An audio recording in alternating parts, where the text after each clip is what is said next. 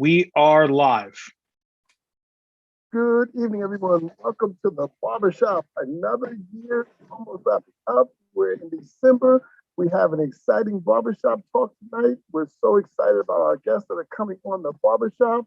We have some big, heavy hitters, some people that you know and that you have seen before.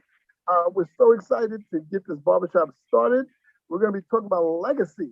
And one thing we know about men, we're always trying to figure out how do we make sure we have a legacy.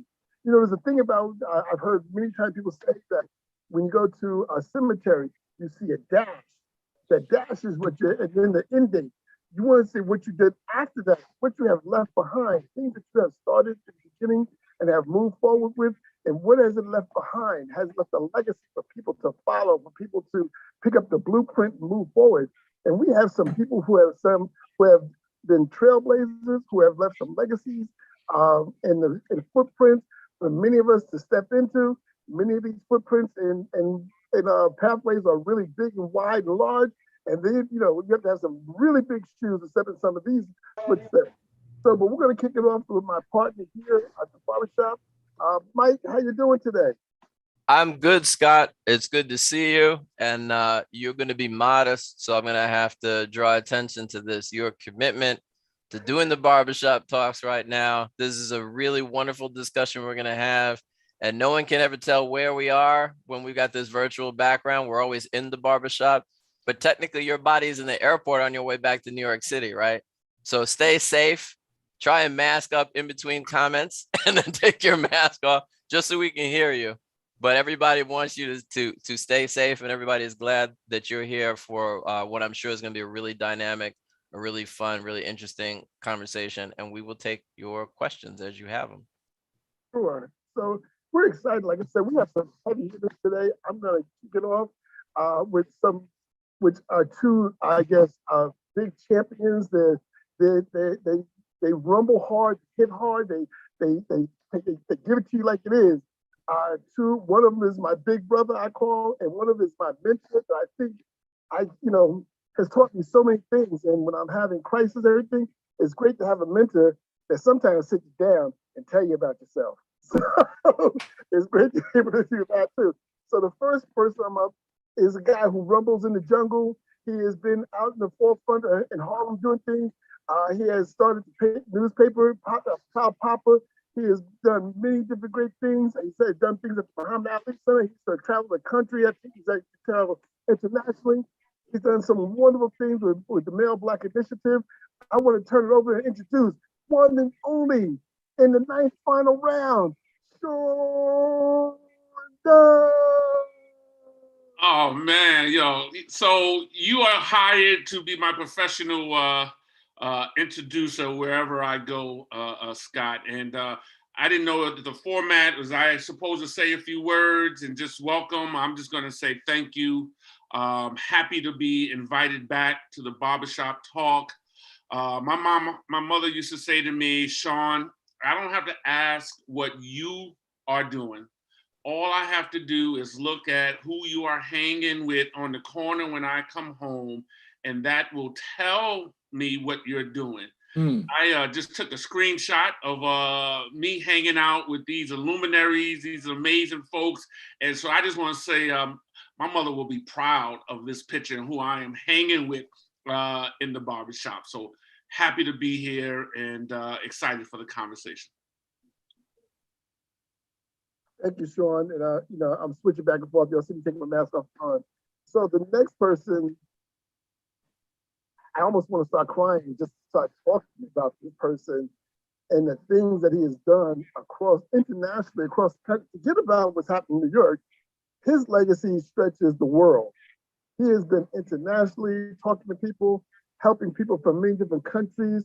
Many people call him father, even though he doesn't have a biological child. He has thousands and thousands and thousands of children from all ethnic groups crossing the country, the world expanded. He's a man of God. He's a man of wisdom. He's a man who can talk with the best. He can stand toe to toe with anybody that you can put up with.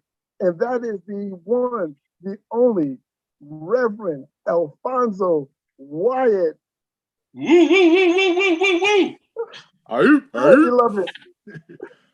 My brother, well, I thank you. I'll put my $5 in the mail for you for that introduction. I appreciate it. It's somewhat ironic that a bald man is in a barbershop. Yeah. Yeah, that's right. I didn't want to say that was the prerequisite. Yeah, I'm hanging on as best as I can on my end. Well, hang on. You got a few more years, son. I am honored. I am absolutely thrilled to be here with my little brother, Sean Dove, with Bill, the legendary Bill Stephanie, and to find out all of the connections. And my dear friend, the commissioner. I knew him before he was the commissioner. Yes, and we've always had a great rapport. I just want to drop this because it may not fit in anywhere else. 25, 26 years ago, I was asked to do the strategic plan that, and Bill, you don't know this, that brought DYS and DCD together to make one agency. And it was work now. I won't go into the details, but it was work. I saw a gentleman on the train. He had the 25th anniversary of DYCD. He had a hat on, like Sean's hat, but it said 25th anniversary. Right. And I'm standing over him. And because of the way that we worked, we never really talked about what we did as vice president of the fund. And he reminded me without even talking to me. So I'm going to let that be one of my legacy legs on my stool, being a part of the creation of DYCD. And now the world knows. All right, Mike, I turn it over to you. Yeah, I had to bask in that though. You want to talk about legacy, right? So you just identified two heavy hitters and they both spoke about connection. So it's my pleasure to introduce another two heavy hitters. And I can also speak about connection. And in a funny way for me, or in a very delightful way to me, my connection to him is I'm basically going to introduce first boss I had out of college and my current boss. And I'm delightful to have that connection. And the barbershop serves as a vehicle for us all to chop it up. So first I'm going to introduce Bill Stephanie, who is, among many important things, a principal executive for Broad Market Media. He is an advisor on mobility, capital, finance. And those of you who have been following this man's trajectory also know that he was chief executive for Def Jam Recordings, Soul Records, and Stepson Music. He is also a mentor to many, including me. And it's a delight to have him here with us at the Barbershop. Welcome to the Barbershop, Bill Stephanie. Michael Bobbitt, thank you so much. When you rang me this morning or texted me, inviting me, and I had to balance, obligations, considering legacy, and my main obligation is, to the chief executive of our household, my wife Tanya, who also, by the way, worked at the company that Michael Bobbitt served as just an incredible part of some years ago. So, when you called, I said, all right, fine. Tanya wants to, drag me out to do some holiday shopping. We'll do that, as long as possible until I can get home at 4:50 to get in front of the computer and join everybody. And no, I did not know that I'd have old friends like Alfonso Wyatt and Sean Dove, who are on with us. So this is really a coming home of many sorts. For me, I thank you very much for inviting me, and I'm looking forward to the conversation. Thank you, Bill. And last but not least, it is my pleasure to introduce to the Barbershop the man who frankly has allowed and supported us to ever have the Barbershop in the first place. The man that helped shepherd our agency from $300 million annual funding to being a nearly $1 billion annual agency, and has helped steer us through the shoals of the global pandemic and so many other situations.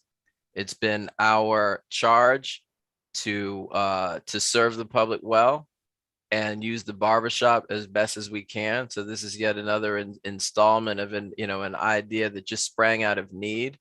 And I think the fact that we have an audience suggests that he was right to support us. Thank you very much for supporting us, and welcome directly to what we've been talking about. Commissioner Bill Chong, welcome to basically your barbershop talks. Oh, thank you. I mean, first of all, I want to thank Mike and Scott and David and the entire team, because the barbershop talk is an example of where crisis presents opportunities. And, we look for ways to re-engage and engage more people. And this has been a vehicle that has been such a great success over the last almost 2 years of this pandemic. I want to thank Reverend Wyatt. I didn't know that you were one of the midwives that helped deliver DYCD. That's an interesting part of the history. I think, it's not so much where we are today, but where we came from. And so to kind of give some background about my background, I'm the son of immigrants from China.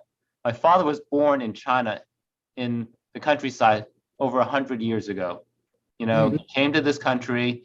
And so in some ways, I'm his legacy. He came here not speaking English at all, eked out a living, raised a family of 6. And, he never lived long enough to see his son become a commissioner. I'm a son of Brooklyn, of Brownsville, born and raised there, lived on the same block where Mike Tyson lived through the white flight. First 6 years of my life, my friends were white. The second 6 years of my life, they were all African-American Latino. I got into public service because I was an activist in the Asian community.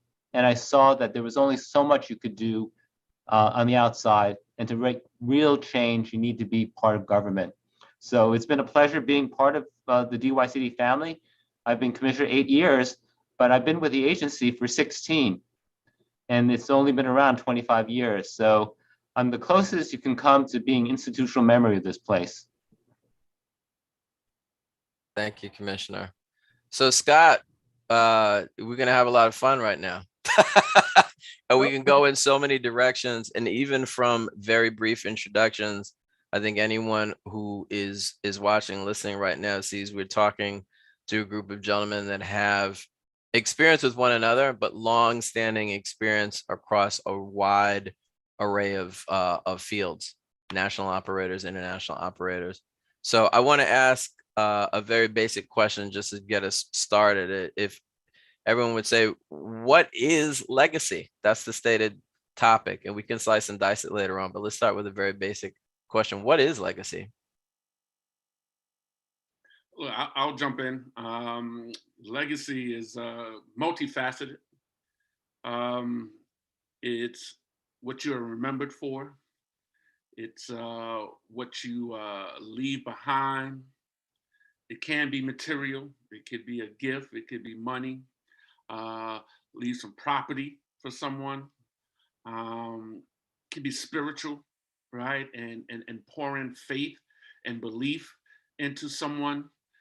When I think of legacy, I think of Maya Angelou's quote when she said, "People may not remember what you did or what you said, but they will always remember how you made them feel," right? And so I think that that's all part of a legacy. And for me, one of my mantras when I think of legacy is that I pray that someday my life eulogy, when that happens, and I hope that's a long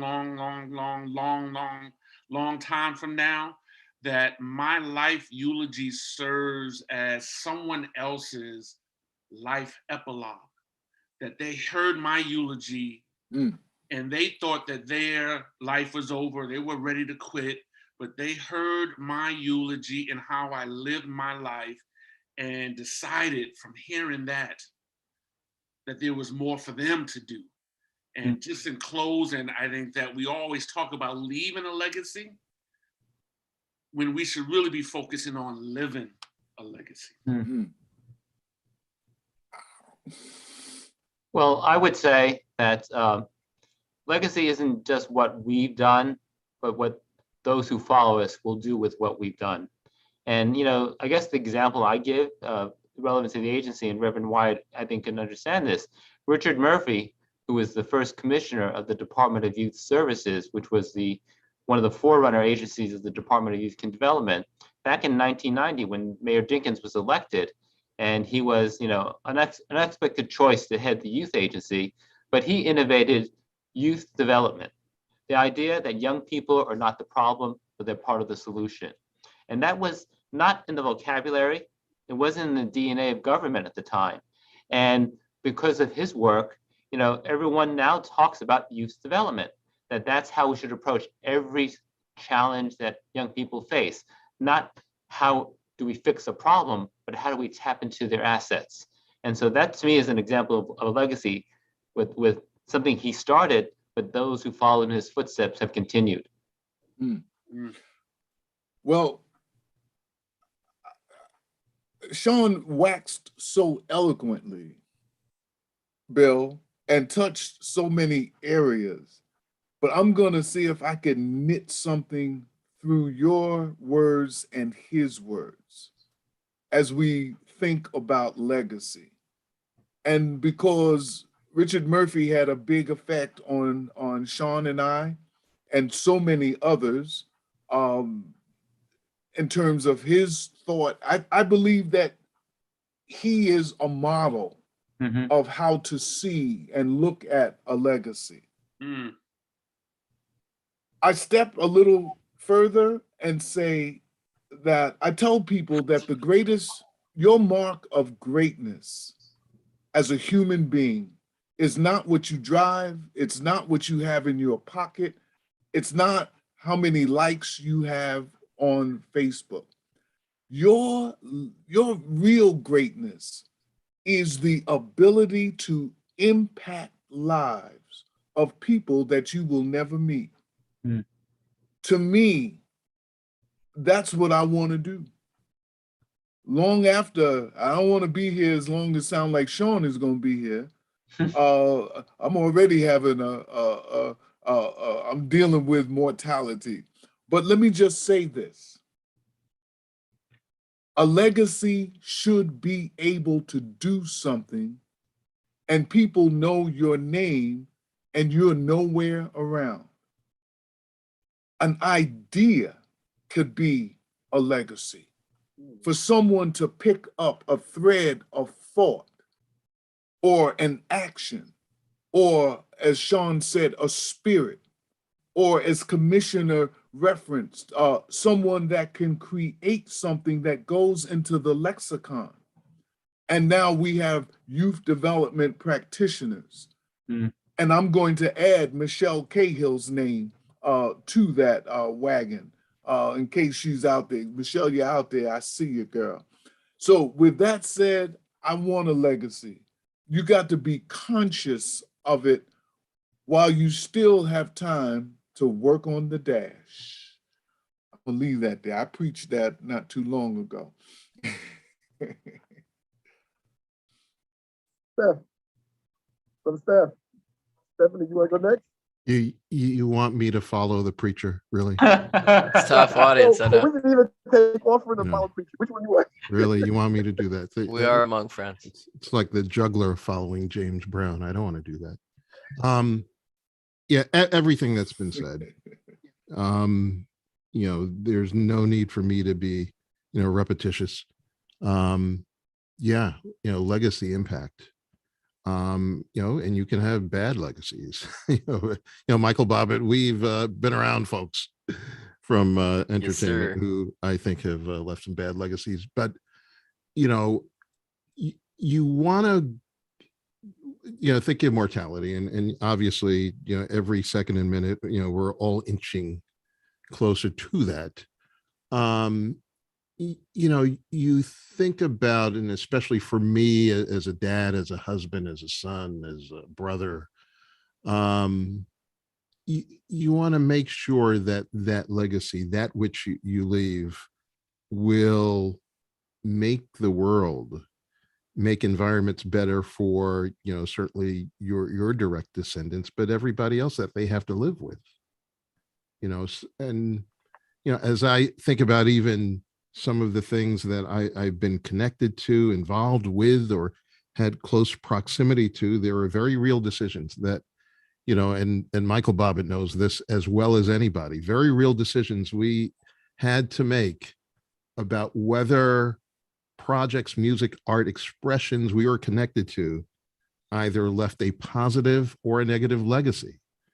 And, you know, looking at my bank account, I can definitely say that, you know, I probably made more decisions with the thought, notions, and intentions of trying to leave a positive legacy, even if that negatively impacted my bank account, which it did. But you got to sleep at night. And again, you think of those humans that you brought into the world, you know, with your spouse, and that they're going to produce, and that again, they have to live in a world, you know, that will sustain their lives and lives after them.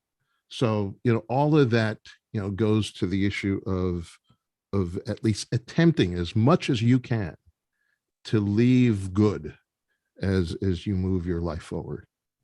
You just sparked for me a very specific example. So I remember when I was working with you, there was an R&B group, all very talented, very beautiful women, pure soul. We did the music video for We Must Be in Love, set at a wedding, church service. It was a beautiful video. I took a copy of it to my church and I played it. And I had a conversation with the youth group, I think. And because we had some rap projects too, and Trouble Night Brothers, one of the rap groups. I had somebody from Trouble Night Brothers go to the church and speak to the kids too.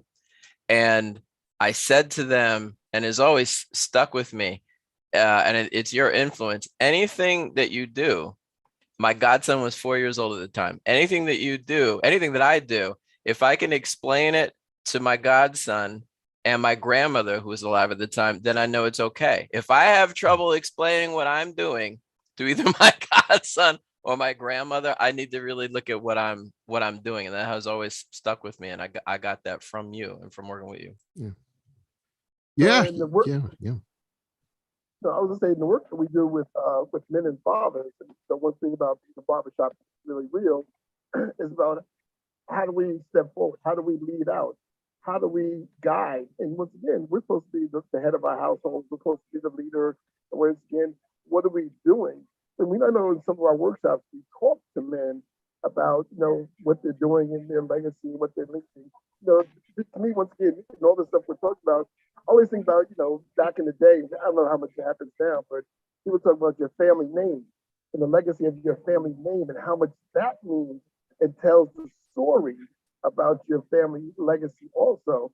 And just wanted to see, you know, and I guess Commissioner Chung, you know, you've come a long way. How does that play out, you know, with your family name as part of your legacy, and how it goes back to you to teach your children forward about the family legacy? Mr. Chung? What? I'm sorry.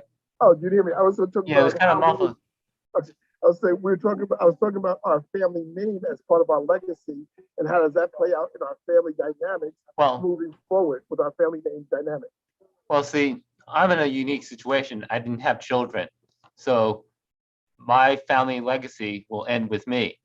So in that sense, you know, it's less of a personal legacy. I mean, I'm my father's legacy, I think, but you know, my legacy probably be, but you know, my legacy probably be more professional with the things that I've done. I mean, I just had a meeting today with Councilwoman Margaret Chin, and you know, 40 years ago, we were activists in Chinatown fighting an attempt by the city to rezone Chinatown to build luxury high-rise developments.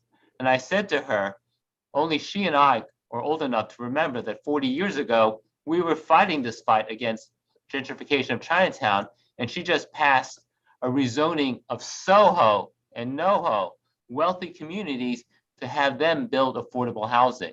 So that was her legacy, coming full circle, fighting gentrification, and now making sure that in wealthy communities, they're going to build affordable housing. So my legacy is less a personal legacy, but I think a professional legacy. And for those of us in public service, we look at these things that will hopefully outlast us. And clearly, what Councilwoman Chin did will outlast her, and people will remember. And she got grief. People are saying that she's going to push out the artists, but the fact is, she's bringing in affordable housing to a community that doesn't have affordable housing. Commissioner, with all due respect, I want to rebuke what you said about not having children and not having a legacy in that sense of name. And when you say that, and all that you have done has impacted families, and I look at my mentor and my big brother, Alfonso Wyatt, who may not have biological children, but he has more children than, who was it, the mother in the shoe with all the children? And so he has lived a life and has demonstrated that I know that's you right. don't necessarily have to have biological children to have name, legacy, and how many young people and old now call Alfonso father. Wow. But Sean, You're absolutely right. But Sean, because you have sons and daughter, how does that play out in your family's name with the Dove? Yeah, so good question. And my family lineage is a bit fragmented. And so being raised an only child, not growing up with my dad, my connection with the Dove name was with my grandparents or my father's parents, and not further, right? And what I want to say is that it is never too late to establish a family, a legacy, right? And so we talk about the Dove Nest and our children and how we show up. And I would just say the most important thing for my family and my children is how they see me love and interact with their mom, and as a model, right? And so we're like starting now with the Dove legacy.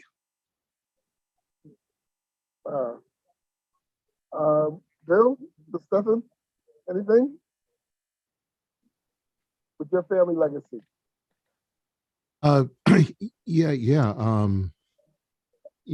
Everything that I've been able to do, comes at the behest of, Estelle Bonilla Stephanie and Theodore Stephanie. Estelle Bonilla Stephanie, for those in the audience and assembled here, who may be baseball fans, there's a baseball player by the name of Bobby Bonilla. Played for the Mets, played for the Pittsburgh Pirates, won a championship with the Florida Marlins. So that's my first cousin and the nephew of my mother, Estelle Bonilla. Yeah, and there was a point when Bobby was on TV and he had a bit of a challenge with a reporter, and he said, "I'll show you the Bronx." Well, we're all, on my mother's side, we're all Bronx people. And then on my dad's side, Theodore Stephanie, Ted Stephanie, grew up in Harlem. Grew up as just, a kid during the Depression, trying to have fun, trying to be a part of what was, the hip hop movement of his time was jazz, and was, the music of Charlie Parker and Dizzy Gillespie. And there were teenagers who had trios in Harlem and Washington Heights. My dad was part of a trio that included two other musicians who were just, who became stalwarts, not only in music, but in broadcasting. So he was part of a jazz trio. He played drums. There was a saxophonist by the name of Jackie McLean, who became one of the greats of all time. their pianist was a young man named Gil Noble, who later went on to all sorts of fame and renown as just one of our great television journalists of all time. So the music that flows through me flowed from Ted Stepney, and perhaps even some of the energy of achievement and drive coming out of the Bronx came from Mom, came from Estelle Bonilla Stepney. So having the background of what they bequeathed to me, wound up for me just everything for career, for life. And now I try to do the same thing with my three, two of which are creatives, are television and film producers and directors, and the third one, the youngest, she studies business in college and has really taken on some of my entrepreneurial pursuits. So it's given to you and then you pass it along. Wow, that's interesting that what some of our grandparents have done, it kind of builds a base for us also. And I guess you've had a long history of musicians, like in your family, which helped start building towards the legacy. Reverend Wyatt. Hey, now, can I throw something out there just on what you said, Scott? Though I wasn't really thinking to share about this, but talking about legacy and kind of where we come from, where we're going. So as Bill was sharing some of the musical lineage, and Bill Chong, you don't know this either though, but years ago, I learned my father ran for a city council, so that was a big discussion point when I was a young adult and really reconnecting with him. And so this idea for me to spend so much of my time in civic engagement, for me, it sort of helps unfold and deliver on things that I thought were important to my father. I'm not doing it because of my father, but maybe I'm doing it because of my DNA and my acculturation, my sense of what needs to happen. I am a dad. I have a 13-year-old daughter, or I talk about sometimes in the barbershop.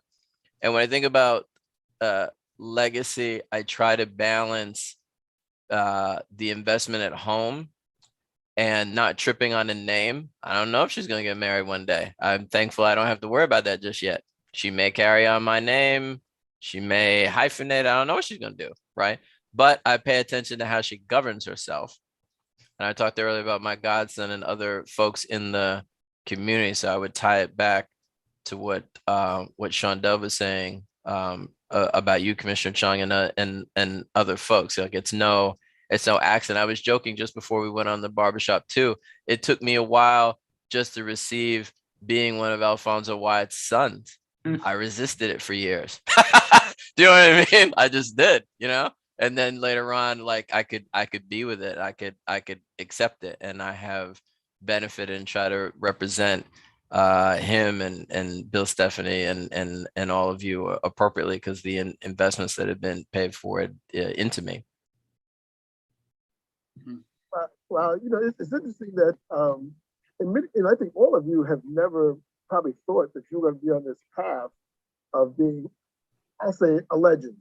Okay, and I know many of y'all are very humble and you don't think that you're legends, but you all have done some legendary things around through your work and through your career and how you touch lives. Who was somebody who inspired you? Just interesting. Who inspired you to start your journey? Reverend Wyatt, I'll start with you.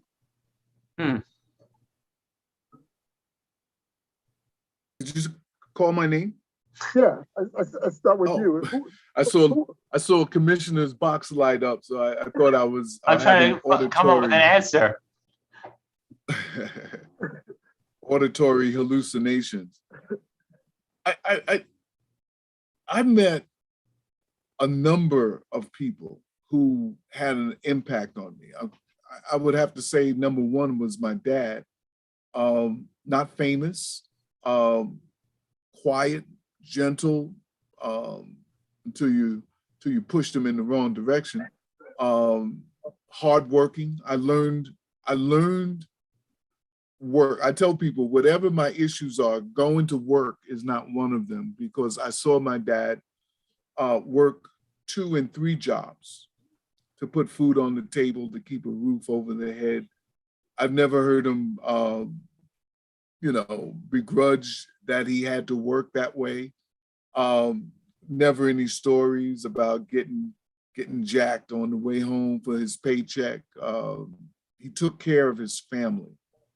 And I believe that the nurturing side of me, a lot of it came from my dad, in terms of caring about other people. He was a mentor to a number of brothers, young brothers, teenagers, adolescents at the time. They're grown men now. None of them had a dad in their life.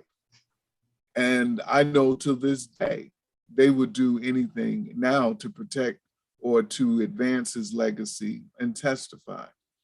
For me, it is, so my dad would be one, and his brother.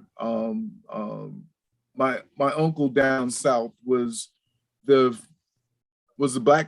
principal of the black school, the only black school in town. So, and it was a junior high school. So everybody knew my uncle. When I would go down south for the summer, everybody knew me. They would say, "Oh, there go the Low Wide's boy. He up here from New York."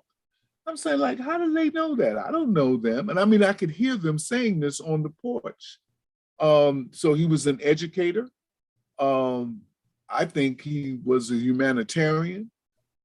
So between my dad and my uncle, they had a big effect. Now, there was one other gentleman when I started teaching high school. I started teaching high school at the age of 22. I have students my age. I was thinking I was going to see some of my students in Social Security. We both trying to get our check. But there was a gentleman there that realized I would always ask him questions. How did you know how to do this or do that? He was a guru, a master at group dynamics. And he turned me on to organizational development. OD, it was called back then. And it was an emerging science. And he taught me. He spent time with me. He answered my questions. And I believe sowed a very important seed.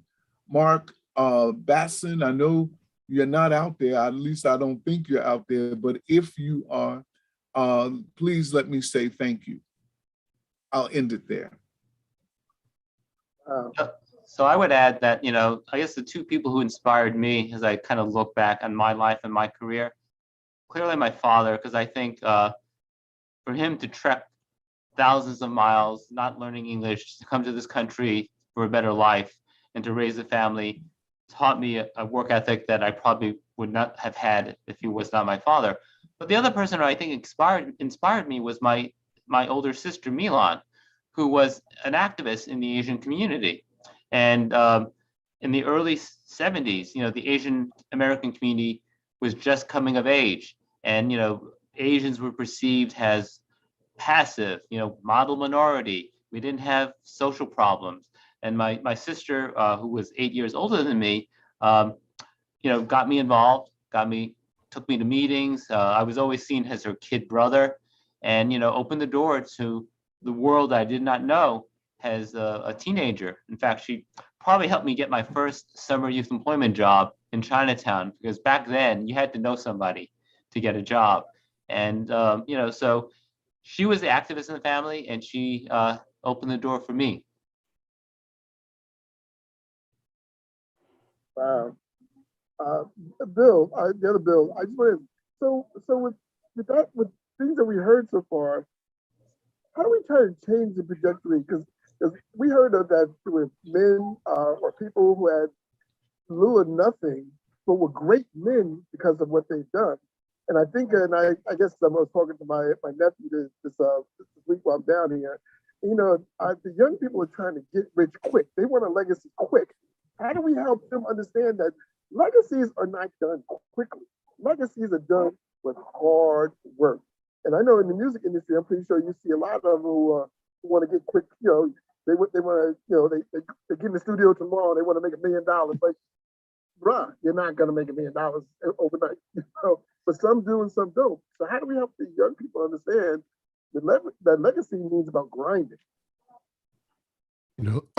Excuse me, great question.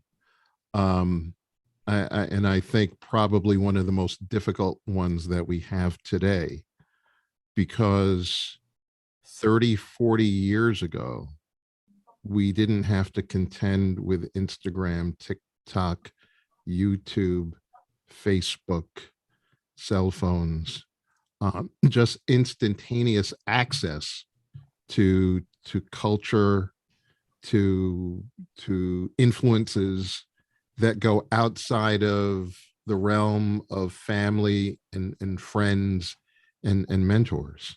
So in as much as I can shake the finger at a young artist, and I do, about what goals can be, and mapping out reasonable ways to success, that can be mitigated by whoever the latest rapper is, and the success that he or she may be garnering, and that becomes the end zone for them for success on an instantaneous basis, versus any sort of, again, mapping out that I can provide, that you would hope would provide at least some sort of reasonable way to a long-term sustained career. But having said that, you have to do it anyway. You have to put that roadmap in front of young people. And I think the ones who receive, that information and that direction, at a certain point, a good portion of them, not each and every one of them, will say, you know what, this makes sense. So you can't get everybody, but you have to make the effort to reach out to as many as you can.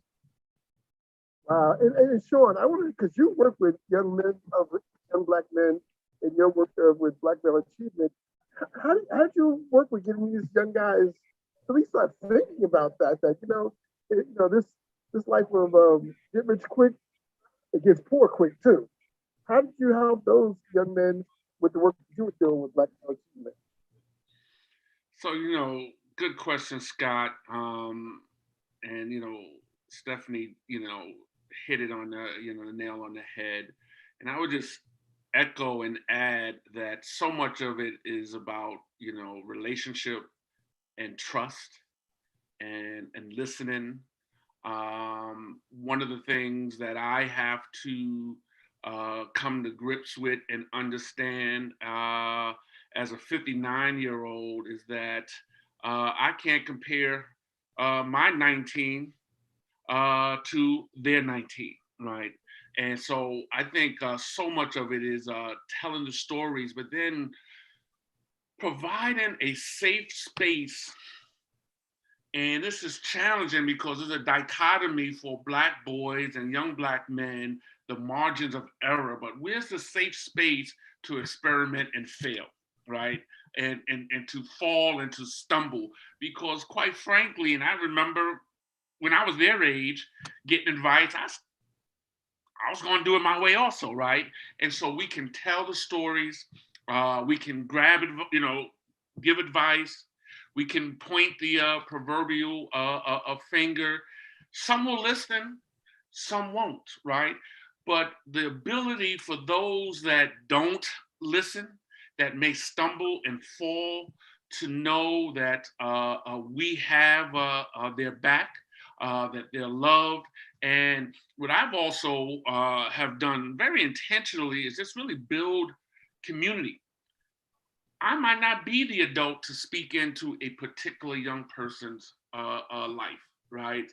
But if we have a community of caring adults, right, we can say, you know, you need to go over to talk to Bobbit over there, right? Or you know, Bill, come over here and, you know, and tell your story, right? And the storytelling aspect is just so important.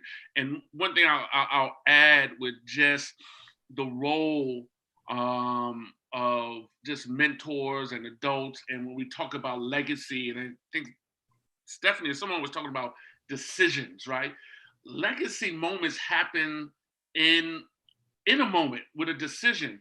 And I have a long list of folks that have poured into me, starting with my mom, a number of coaches. But I remember a Coach Draper, my junior year of high school. I transferred from Brooklyn Tech to this prep school up in Massachusetts. Went out for the football team, and I was a wide receiver. First game, wide open in the end zone at the end of the game. The ball went through my hands. Coach Draper made a decision. He yelled from the sidelines, same play, same play. Everybody knew it was the same play, the same play. I was scared to death, ran the same route in the end zone, 3 defenders draped on me. I caught the ball for a game-winning touchdown, got the nickname the vacuum, but Coach Draper could have said, you blew it. Get your butt on the sideline and send somebody in.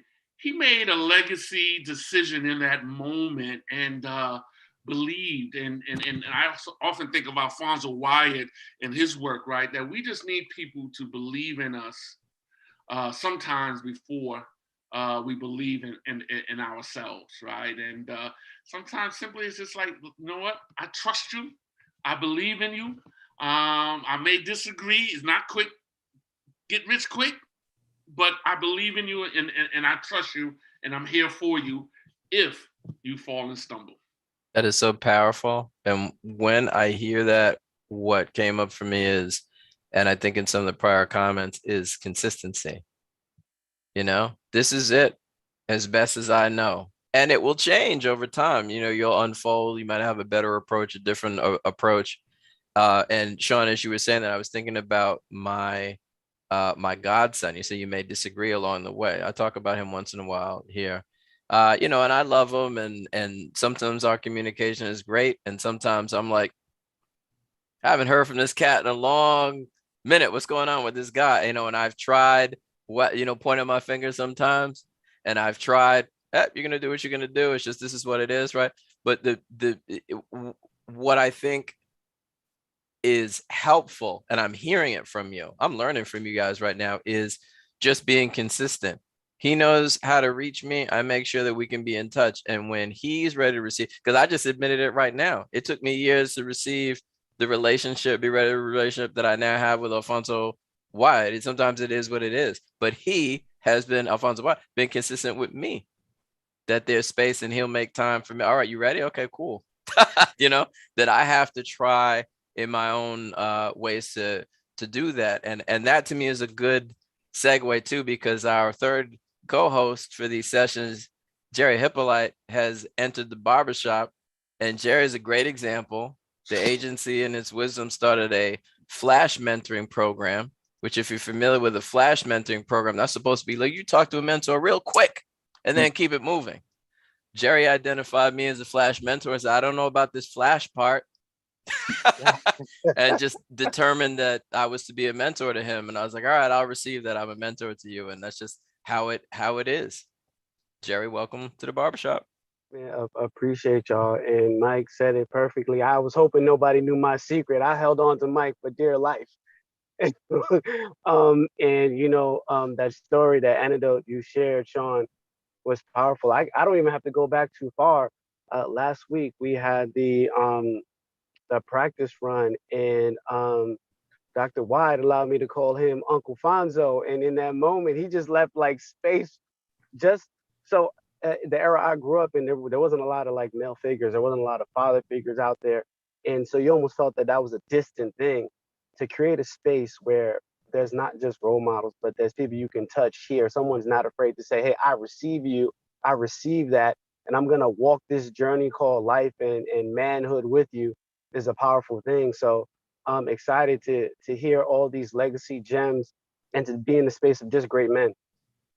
And Jerry, you know, it was real when you said that. That just dawned on me that these giants have always left space to be approachable. And a lot of times people are not. Those who are doing great things are not approachable. Commissioner, I remember one day you just saw me in the hallway. You started talking to me about something. I was like, does he even know who I am? But you knew who I was. In my head, I didn't think you knew who I was. And I appreciate you, Commissioner, because I've watched you walk around the agency and stop and talk to all levels of staff in the agency. And I'm telling you, that doesn't happen at the common workplace. That, you know, at certain levels, certain people don't talk to you. And I've seen you walk around to people's desks and talk. So, and, you know, I always honor you about that. And you know, I'm really gonna miss you. I may have to catch you out there in Forestdale one day walking down the street when I'm out there doing a site visit. So I might catch you there. But you and remembers people's birthdays and knows whose kids are graduating from, you know, colleges, like just organically does it. And I'm telling you, I remember different things of each of you. Bill, I don't know Jed well, but at least Reverend François Short, that you all, that somewhere that you get to know people personally and remember things. I think that's huge. I don't know if you understand what it means to others that from your vantage point, you saying things back to us, or even remembering our names, remember things that are subtle, how huge that is, and leaving space that we can feel comfortable and say, hey, I have a problem. And Reverend Wyatt, you know, I've called you sometimes. I remember one time, I think I texted you something, and you said, whoa, something's wrong. You called me back immediately and said, bro, are you all right? We need to talk. You know? And I can't even remember what it was, but Well, I just think that I need. One of the things I learned early on as a community activist and, you know, as someone who worked in government is that the hardest skill that people have to learn is learning how to listen. And, you know, we get comfortable and we figure there's official channels and things come up through official channels. I've learned more about what's happening in the community organizations that we support by talking to the staff, because they're in the front lines. They're talking to the nonprofits. You know, I remember talking to our assistant commissioner for the Compass program, Tracy Cauldron, who had just come back into DYCD, and she was, you know, leading the charge. And, you know, after a year, I just walked into her office and said, what's your biggest problem? Because I'm probably not hearing it. And she told me the biggest problem was a lot of nonprofits were struggling to hire staff because the salaries weren't competitive. Sometimes it was a too-fair zone, and, you know, it's hard to attract good people if they have to travel on a bus and a train.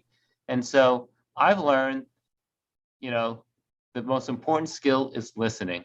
A lot of leaders don't do it, and we've seen it. I won't mention names. Maybe when I leave and I write a book, and I can name names.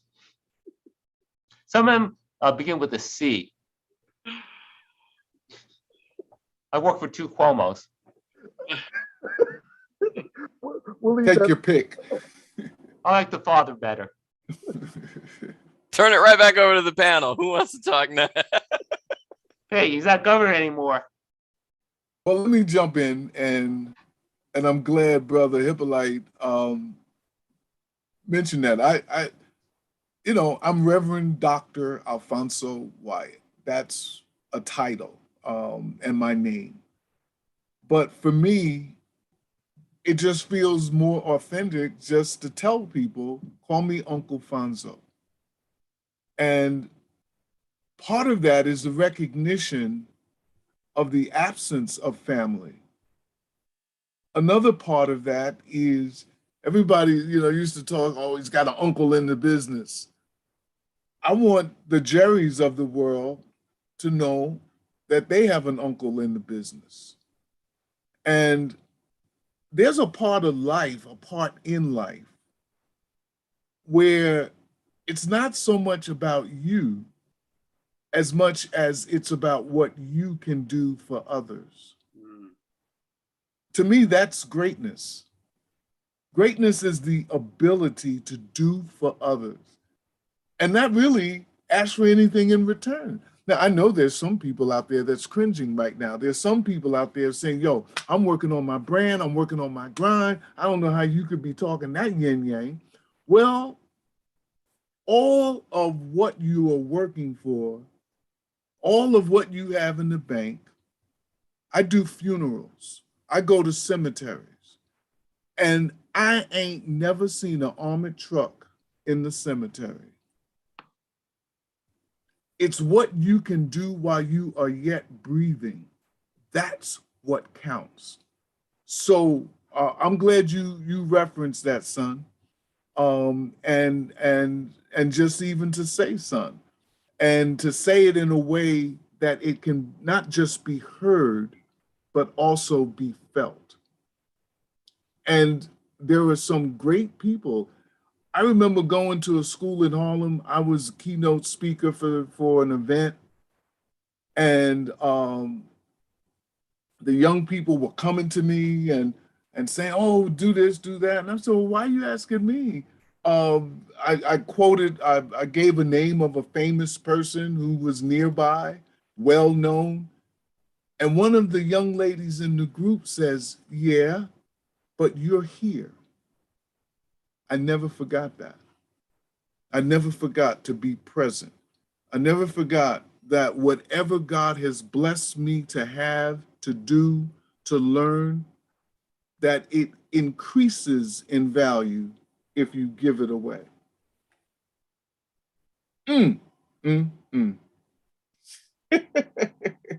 And keep a sense of humor too. Right. I heard something today. Somebody said, it's not who you know, it's who knows you. All right. Well, I don't know if they knew me, but I like the fact that they knew you.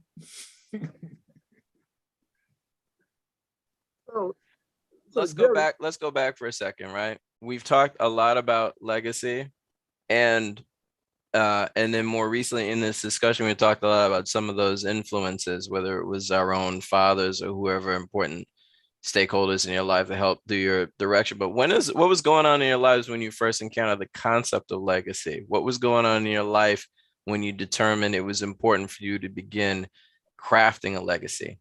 You know, and who knows who's in the barbershop right now, but we may have some folks, whether they're younger guys or older guys or whatever, maybe this discussion is inspiring them to think about starting to build their legacy. So what was that like for whoever wants to respond?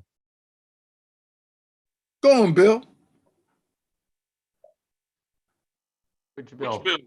Let's try Commissioner Bill Chang. Yeah. What made you first start thinking about building a legacy, like distinguishing it as a legacy? This is part of what I'm after, says Bill. I've told young people there's never a clear path. There are opportunities and you choose the road and you hope it works out. And so the truth of the matter is I came to DYCD in 2003. I was working in a nonprofit with a group called the Citizens Committee for New York City. And, I was lured back into government because a former coworker of mine who I worked with in the Dinkins and Giuliani administration said, they're looking for an assistant commissioner. And she knew I was 2 years short of vesting in the pension. I was in my mid 40s, I was getting old. I was thinking, I got to have a pension, right? They always say in government, try to get a pension, right? So I thought, okay, Bloomberg, he was going to be a one-term mayor. He had passed the smoking ban, he had passed the property tax increase, he was at 35% approval rating. And I said, I can hang in there for 2 years, get vested and go back to the nonprofit world. So the idea of a legacy wasn't even on the radar. And then when the opportunity came to become commissioner in 2014, then I thought about, okay, there's the campaign promises, the things the mayor had promised, but what was my bucket list? And so I came up with my bucket list. I didn't share with anyone because God forbid, if I didn't do it, I didn't want people to know I failed. And so I can say that I checked off everything on my bucket list. Because I believe it's important to have bucket lists, whether it's, in life or, in careers, to know what you want to accomplish in the time we have. And at the time, it could have been 4 years, it could have been 8 years, those are things that are not within my control. So I didn't think about legacy until 2014. And it was an accident in some ways that I became commissioner. I began to think about legacy. I can think there's different levels as you get older and what it means. And in my youth, I was a real sports enthusiast. Muhammad Ali was my first hero. A legacy was like wanting to be like my heroes, my sports heroes, Ali and Dr. J.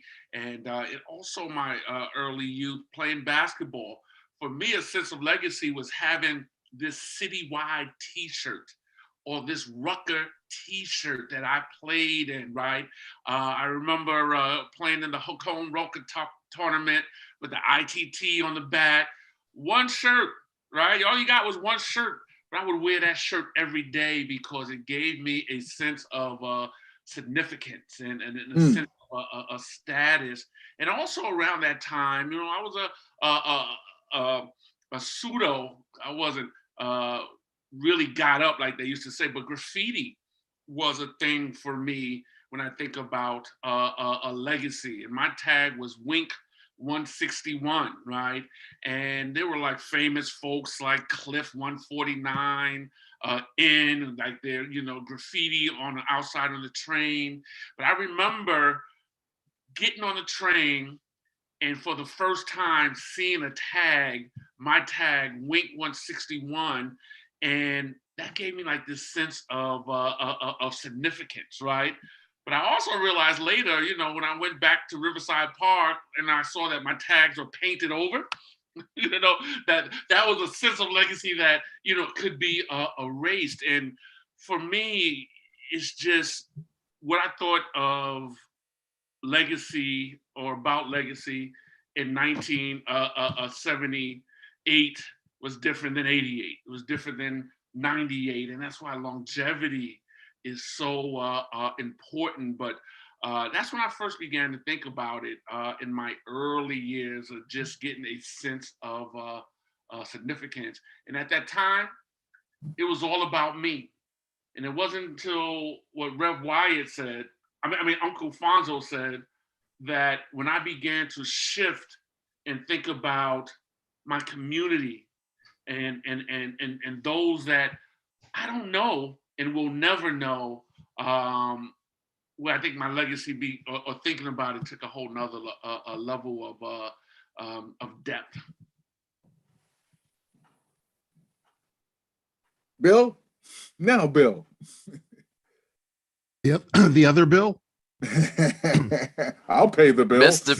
Bill. Pay Mr. the bill. Bill. Pay Right? the bills. That's Dollar when bill, y'all. when there's more than one bill in the room, you say pay the bills. Legacy impact. I can rewind the clock of time and history to the late 70s when Black culture in music was run in New York City and the New York area by a guy named Frankie Crocker, better known as the Chief Rocker. Frankie Crocker wasn't on your radio wasn't really on. And I idolized Frankie. I wanted to be Frankie. I was a radio nerd and thought that one day, if I still had hair, I'd have the pompadour like he had, and I'd go from clubs to clubs, and that would be it. And as we think about history, Frankie Crocker's stardom in New York predates Eddie Murphy, predates Samuel L. Jackson, predates Spike Lee, contemporaneous with Clyde Frazier, with Dr. J, as Sean Dove referred to, that cool era when, Black cool was the thing. So yeah, I wanted to be Frankie Crocker. I was lucky enough out of Hempstead High School in 1980 to win a full ride in college to study communications at Delphi University, sponsored by a radio station, WLIR, and the Urban League. And, as I always tell folks, that the scholarship was offered to the African American student that year, 1980, throughout the tri-state area, who could articulate through essay form the need for more diversity in media. And this is 40 years ago, so it shows that, we've come a long way to get nowhere. So, as I always tell it, clearly that contest received only one essay because I won the scholarship and won the contest.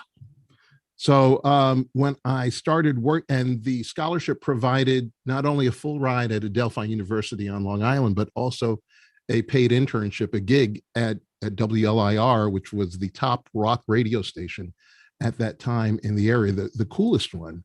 The world was made for me. I now have my pathway to becoming Frankie Crocker. So when I got to the station, I thought they were going to put me, right on the air or working to hone my skills as a DJ. They didn't. They actually had me work in sales. The two owners of the station, Elton Spitzer and Zim Barsting, their background was sales. And they pulled me to the side one day and said, Bill, and we know you want to be Frankie Crocker, but you really want to own the station that Frankie Crocker is on. You'll have more impact. And that's when, it occurred to, this entrepreneurship thing, really, I could actually own WBLS one day, which would put me in the position of being another great individual who wound up becoming a mentor to me. We called him the chairman, the late, great Percy Sutton. Yeah. Elton Spitzer and Zim Barsting rocked my world when they changed my trajectory from the personal of trying to be Frankie Crocker, who certainly had, cultural impact, but to now skew it to something larger and more comprehensive, institutional, to actually owning a radio station and owning a business really changed my notion of legacy and impact. For me, and I'm going to go down a different road. What if you one day woke up and saw that you made a mess of your life and was faced with the question, and I'm going back to my teens and 20s for those who need benchmarks, and the pull of being cool. There's being cool, and then there's something a little bit to the left of being cool, and that's being slick. I wanted to be slick. I wanted to be a slick dude. And now I've coined this phrase, Brother Stephanie. I tell a lot of parents, they raise them bourgeois gangsters. Yeah, we deal with that. And that's what I thought, that because I went to Howard University when it was on and popping, when everybody and anybody who made a name had to come and declare their bona fides at Howard University. And as I went when I was 16, but as a 17-year-old, I'm there, I'm looking at all of this. In my mid-20s, I had to ask myself, not so much about legacy, but about the meaning of life. I didn't know that I had became existentialist. I didn't know what that word was, couldn't spell it, but I became it. And I had to ask myself, and this is what I want my young people to hear, Uncle Fonso. You got to ask yourself some hard questions. Don't ask yourself and don't become comfortable asking yourself questions that you already know the answers to. The hard question for me is, who are you? What do you want to be? And I wanted to be somebody, and slick wasn't going to get me there. But this could. Could y'all see me? Oh, my hand disappeared. This could, in terms of developing your mind. And let me drop this. You're going to be older a lot longer than you're going to be young. I wish somebody had told me that, Brother Chung. I wish somebody had told me that, Yoni Yoni. I wish somebody would have told me that I was going to be older a lot longer than I was going to be young. But what you do while you're young can impact who you become when you're older. If you want legacy, start working on it now. Don't work on excuses. Don't work on riding on somebody else's coattail. Work and bloom where you're planted. Do your work. Put the work in now, and you can live later. I'm not talking about existing. I'm not talking about surviving. Cockroaches know how to survive, but they never learn how to live. It's hard going through life dodging shoes. You were made to be more than a shoe dodger, a sneaker pimp, somebody on the outskirts, always trying to get into a skirt. Ooh, did I say that? Yes, I did. So with that, start working on that legacy. No excuses. Be somebody. There's greatness inside of you. I heard that. Some young people might think, well, I'm never going to be old, so why does it matter?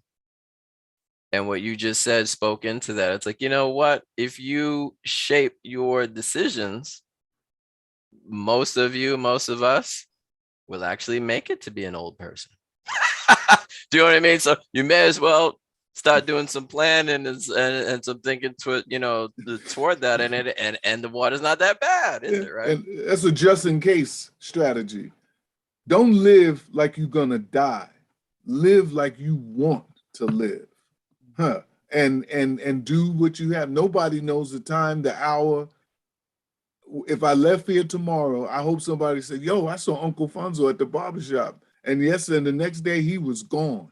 And he said, you're gonna be older a lot longer than you're gonna be young. If you did that, I'm still alive.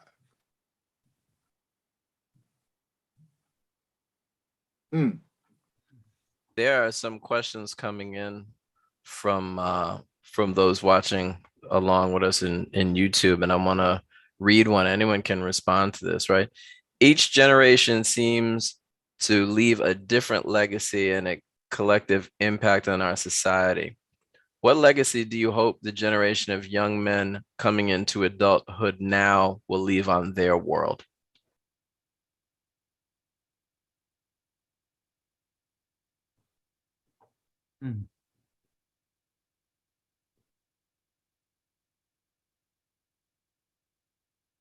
I'm quiet because I just talked for a while, so I'm just gonna.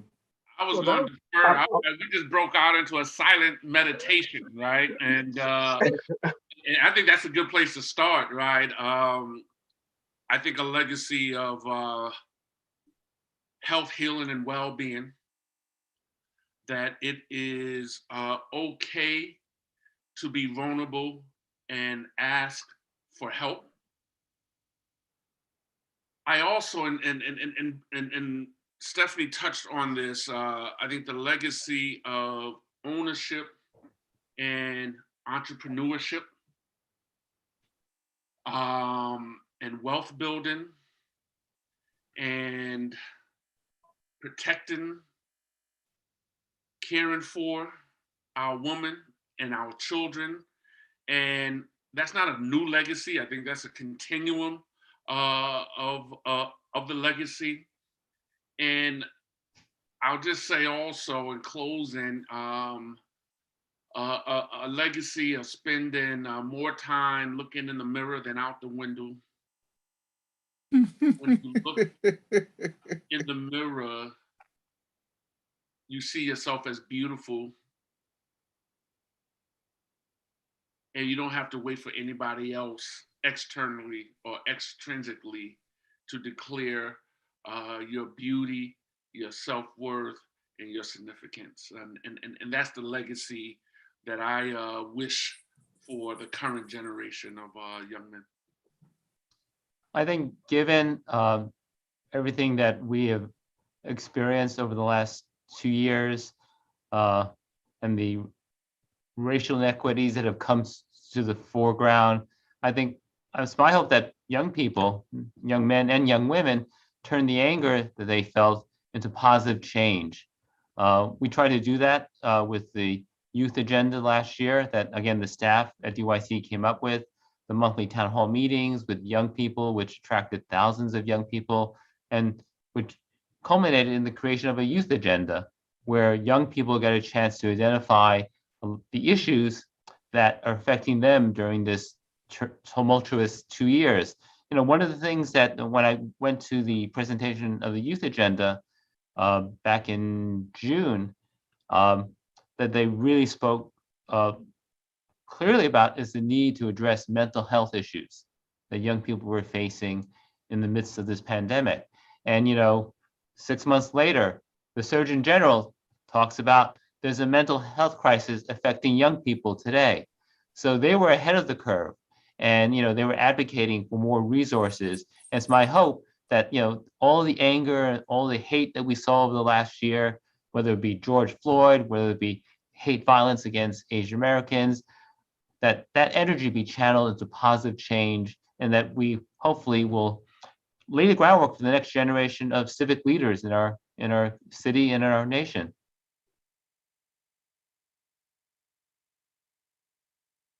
My turn. You know, I'd like to see a paradigm shift. And you know, Michael, Bobby, you and I were talking about this paradigm shift 30 years ago. Because as you and I were working together, we were contemplating the East Coast, West Coast war between Death Row Records and Bad Boy Records, which culminated into the death of two superstars coming from each respective camp. It made no sense to us back then. And if anything, it's become amplified over the course of the past 3 decades, arriving to where we're at today. And then, you know, what Commissioner Bill just chimed in on, if you combine and fuse the anger over our racial, political, social climate over the past 2 years, you know, George Floyd, Breonna Taylor, et al., you combine that with a culture that has not been, in my view, positive or affirming for young people's mental health. You know, Biggie put out a record 30 years ago. The name of his album was Ready to Die.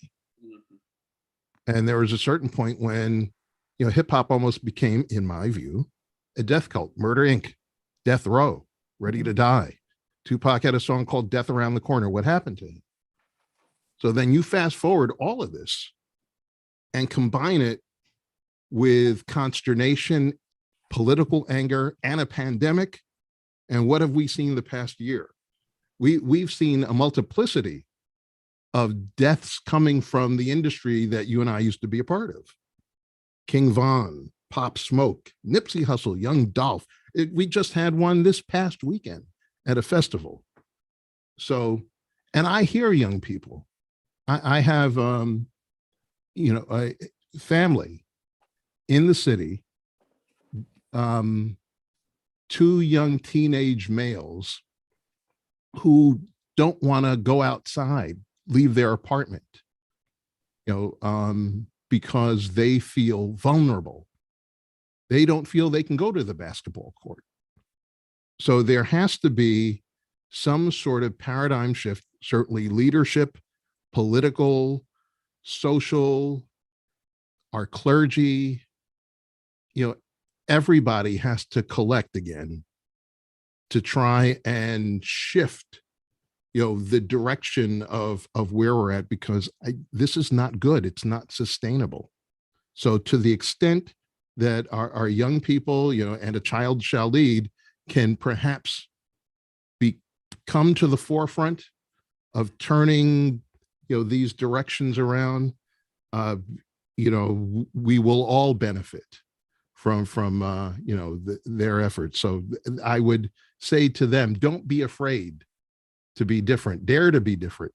In fact, and, you know, don't go by what you know, hear on the radio station or see on YouTube or Instagram. You know, try to come up with ways that can benefit your life and benefit your future? I tell young people, I tell all people, you may not be able to change the sickness of the world, but you can live a life that attests that you will not make it any sicker. I would hope that part of the legacy of young people is that they do something. They use their life, they use their energy, their creativity, imagination, swag, that old fashioned word, if you will, as a way of making the world better, making it better. And it could be one person, it could be 1,001, it could be 1,000,001. It depends on your platform, it depends on your opportunity, and it depends on what it is that you want to do. Legacy is not tied to fad, to time, to a generation. There have been some bold people of all ages. And I always tell my young people, look, through history, it has been young people who've been at the forefront of change. This is not so. As an elder, and I'm very clear, I am an elder in the village. I'm not trying to do some of the things that I was trying to do in terms of work, in terms of this or that. I believe that part of my calling is to pour into others, is to fill their cup, not just to the rim, but till it overflows, to make sure that some of the doors that were either shut in my face, got shut on my hand, or I walked by, to really to punch up the thought of what an opportunity really means. And lastly, what you value is what you will protect. If you don't value a future, you will never protect it. There's no reason to protect it. I believe that part of what the caring community, the lifting community, the mentoring community, the praying, the supporting community, part of what we must do is to get some clear language, conceptual language about what's value. What is valuable to a person? And if it's just a rep, if it's just holding it down, that's not good enough. That's not deep enough. That's not broad enough. It's to be a difference maker. It's to be a burden lifter. It's to be light in dark places. It's to be that person that you always wanted to be, but perhaps at different stages didn't know you can be. Greatness, beloved, is in you. Don't be afraid of it and value it. If I could just add to what I want to say Uncle Fonzo, but at this point I have to say Dr. Wyatt because you just like dropped a monster on me. One of the first things that was said, because I grew up at a time, even speaking to what Bill was talking about as relates to music, where I grew up, my mom said, yo, don't forget, you representing your last name, you're representing this family, and legacy was always tied to time. And I grew up at a time, the statistics that was always out there, you're not going to make it to 21 or 25. It was one of those numbers. And in your mind as a youth, I have to get everything I can right now because I don't have time. And as it relates to value, there was things that I valued, but I didn't understand that I was valued, right? And so fast forward, coming to this place, I'm gonna use Commissioner Bill.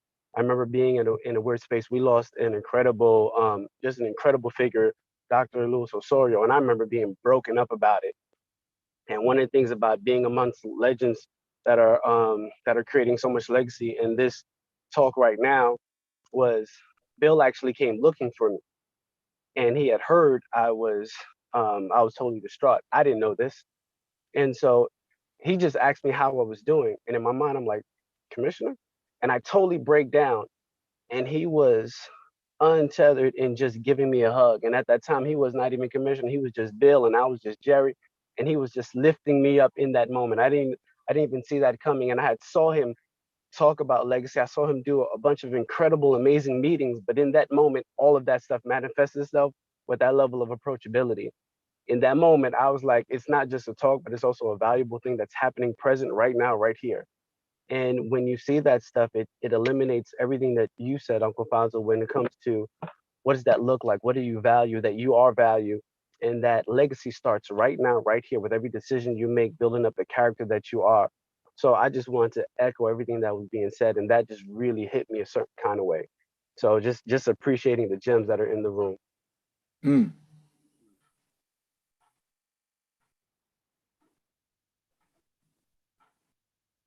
We're saying some heavy things, and I hope those who are online or watching this are getting these things. I'm trying to jot down all these little notes and gems for myself, but this is awesome. And I think we have so much more we have to do. And we have to have more conversations like this, that we can have younger guys and guys of all different levels to come in the conversation. I was just thinking about the play that I don't know if some of you have seen, that's in Broadway in New York, Thoughts of Color Men. And it talks about the different generations having conversations and leading discussions. And this is something that we need to do, because if we're looking at blazing a path for legacies or being legacy builders, as I see you all are, and the things that you're dropping off in this conversation are definitely, for those who get to see this broadcast, are definitely great stepping stones and start legacy. You know, one thing I realized, and I'm really excited about it, and I have a little internet trouble, my sound, but remember you were talking about wealth and money, and not a lot about money. That money meant something. That money was something that helped project you on your path. Was money any a factor at all in the things that you were doing? How much of did it play a part in what you? Because we really didn't talk about it that much. Can you hear me? I hear time come up a lot more than money, but yeah, Bill, Stephanie, Yeah, please go. yeah. I've worked around a lot of people who've made tons of money, and what they will say, and I agree with that. The money is secondary. It's the excellence. It's the effort, achieving your goals, and whatever flowers, roses come from that effort. And I know this from working with Chris Rock, because he will bang this into anybody's head who's willing to listen, that it's absolutely about attempting excellence at whatever it is you do. And if you apply yourself to the highest, greatest extent that you can, the benefits, whatever they may be, and they may not be financial, but nonetheless, the benefits will come from those efforts. Mm. I've spoken in the last few years to young people in the Jobs First annual conference, and many of these young people are in programs that are agency sponsors. And actually, I've given the same speech to different young people. I got tired of giving the same speech, but I basically it's about career choices. And I said the three questions you have to ask yourself: what is your passion? What do you do well? And what will pay the rent? Sometimes, if you don't get yes to all three answers, then maybe that's not your career path. And I tell my story about how, when I was in middle school, you had to pick what high school you want to go to in the city. That's crazy. What 12-year-old knows what high school, what kind of career they want to?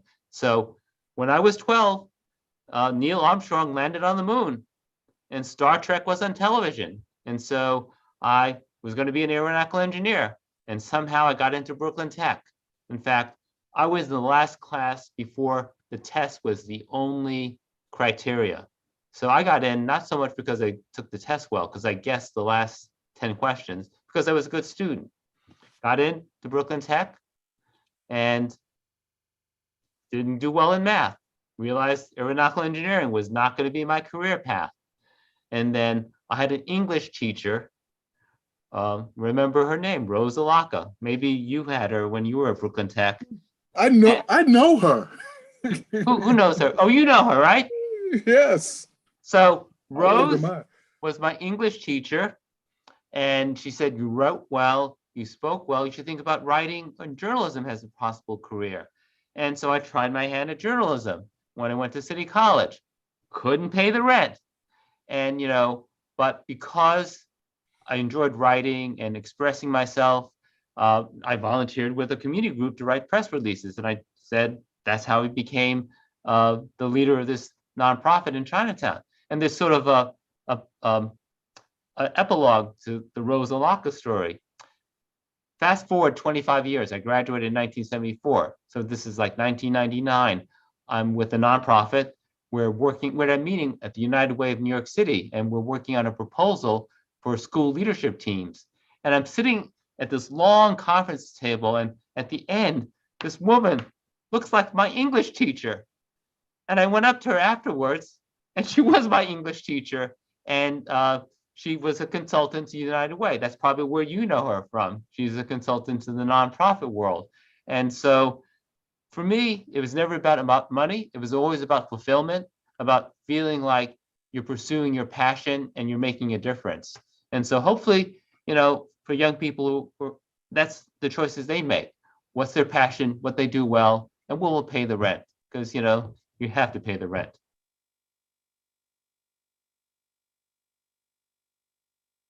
Anyone else? Anyone else want to jump in? I will briefly chime in and echo on that. I pivoted, as I've discussed a little bit in previous sessions, from some years working in entertainment to this first philanthropy and technical assistance, public service, all that kind of stuff. And I had to have a talk with myself, a little bit older maybe than Reverend Wyatt was having this talk, maybe the end of my 20s, but get real with myself about you do things for passion or for pay. And if you're not getting enough return on the passion or the pay, it's time to change it up. That's kind of the shorthand version of it. But looking back now as to where I am, that was a big piece of it. The commissioner talked about this earlier too. Like sometimes in life, you're just trying things out. You're trying things out, you learn from them, and you have to adapt the game. And whether it's intentional or not, I have looked to try to grow what's in my orbit or what I feel responsible for and responsible to. And some of that is following the example of other people and looking at, oh, geez, we always like to reference earlier conversations. Remember, if you've been with us all year, back in January when we were talking about personal transformation, and you look at people by their fruits that they bear. You know what I mean? So like, is somebody really a good source of information? Well, look at their life. Is their life working out for them? So having looked at some of these, the gentleman's life, Bill is one example in particular, leaving money on the table, but doing so for dignity. That was very informative to me early in my career. And I'm sure that I've done things where I left a lot of money on the table too. But I can sleep at night, and I can look my daughter in the eye, and I'm able to get needs met. My family's able to get our needs met. That counts for something. And as a spiritual person, and you were also able to get lessons directly from Chris Rock, because you got to spend some time working with him too. That's true. The day I met Chris Rock, I was being very low key about being a Harvard graduate, and it was like he did a routine right there in Bill's office. He's like, "Isn't that some blank?" Young man spent all this time, go to Harvard, don't even want to talk about what was the world? It was very funny at the moment. So I want to ask the panel, what was a barrier that almost derailed your legacy? Was there a barrier or something that came up that almost derailed you? I think the greatest barrier is self. And I think everybody gonna have to come through self as an internal barrier. A lot of times we're so accustomed and attuned to looking at exterior barriers, and they're real. But if you're not ready on the inside, then it doesn't matter what's going on the outside. So overcoming the me in me was real important. I tell folk that you got to have a conversation with your own mind and said, listen, I don't need you to ask me any more questions that I don't know the answers to. I need you to get with me. I need you to use your great mind power to map out a roadmap, a direction. I need you to be my friend and not my enemy. Once we can get to the point that we are in line, in harmony, in synchronicity, where will meets power and something happens, then we can go and begin to deal with the external obstacles. Now I got my hip hop folk here. Check yourself before you wreck yourself. That still holds and stands the test of time. There's some statements that stand the test of time. Check yourself so you don't wreck yourself. So with that said, I would say that I was the first obstacle that I had to overcome. And I'll follow my big brother and mentor on the check yourself before you wreck yourself. And, I think that barriers, adversity help to make your legacy, right? And sometimes you will crash and burn. Sometimes you will crash and hopefully learn. And some of us crash and earn. And for me, Scott, the barrier, and this is the, looking at myself, this was as the summer of 1989 was coming to a close. And I was the executive director of a would-be DYCD funded organization, the Dome Project. And I was at the tail end of my drug and alcohol addiction, right? And my plan was to jump on the tracks at 34th Street and Penn Station and grab the third rail because I did not know any way. But divine intervention and God, I talk about a legacy decision. Instead of deciding to jump on that track, I decided to get on that train, went uptown to 103rd Street, walked right over to a Veritas Therapeutic Community and checked myself in, right? And they were waiting for me. And that was like the biggest decision. And I look back on the 32 years after, right? There would be no Desiree, there would be no Nia and Maya and Cameron and Caleb. There would be no Proud Papa, Harlem Overheard, Beacon Schools and all of that. And so that moment of adversity at my lowest, it didn't derail me. It elevated me, right? And through that pain, discovered a lot more purpose, right? And I think it is real important when we talk about legacy to young people that not only do we raise the flag of our successes and all that has gone well, I think it's important for them to see and know that we have stumbled, that we have done some of the same stuff that they are doing at that time, right? And so for me, that was a barrier, but I think it really speaks to what Alfonso was saying of, checking yourself before you wreck yourself. Yeah, it's funny, hearing all the references from Cube, which relate to agency, personal agency. But me as the hip hop guy who, probably will not refer to hip hop for what inspired me and what guided me. I'm going to go a little earlier. The the prom song for my senior year at Hempstead High School was a song by McFadden and Whitehead, a duo from Philadelphia, and it was called "Ain't No Stopping Us Now." Sure. And that wasn't the only song of that era that uplifted it and inspired. A couple of years after that was a hit. James D. Train Williams, coming out of Brooklyn, has "Keep On." Keep on. That's right. Sir. So we had all of this. You can rewind the historical tape, back to James Brown. I don't want nobody to give me nothing. Open up the door. I'll get it myself. And we, as the culture music DJ here, all of this comes out of our spiritual essence, our religious essence. No weapons